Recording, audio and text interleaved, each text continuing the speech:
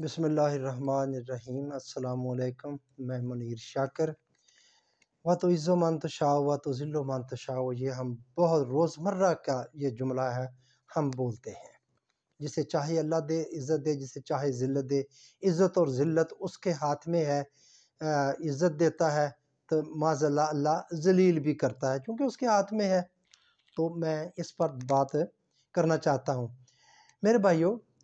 عزت دلوانے والے کام ہیں، ذلت دلوانے والے کام ہیں۔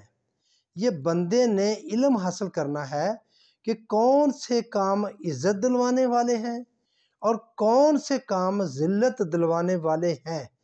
ان کاموں کا انتخاب بندے نے اپنی مرضی سے کرنا ہوتا ہے، یا جن لوگوں کو عزت ملی انہوں نے کون سے کام کیے یہ دیکھنا ہوتا ہے، اور جن لوگوں کو ذلت ملی انہوں نے کون سے کام کیے کہ ان کو ذلت ملی، یہ دیکھیں آپ اپنے علم سے۔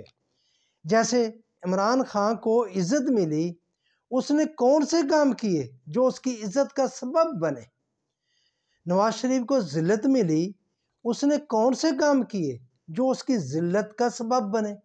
یہ بات سمجھنے والی ہے۔ یہ کس طرح اللہ تعالیٰ و تو عز و من تشاء و تو ذل و من تشاء کی بات کس طرح پوری اترتی ہے۔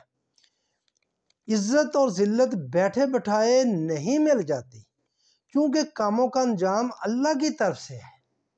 کاموں کا نتیجہ جو ہے، انجام جو ہے، وہ اللہ رب العزت کی طرف سے ہے۔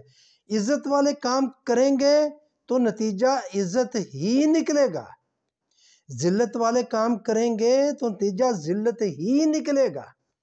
یہ نتیجہ یا انجام چونکہ اللہ کے ہاتھ میں ہے، اسے کوئی بھی نہیں بدل سکتا، یہ اٹل ہے۔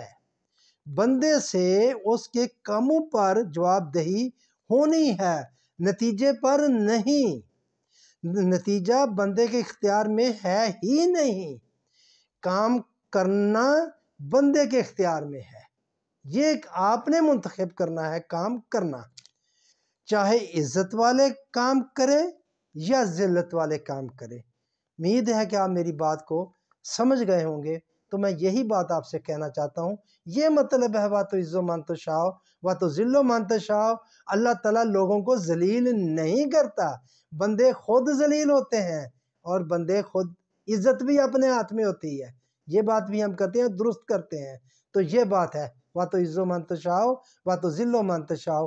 تو میرے بھائیو بات اچھی لگے تو میرے چینل کو آپ سبسکرائب کریں، لائک کریں، شیئر کریں اور کمنٹس کیا کریں۔ آپ کا شکریہ۔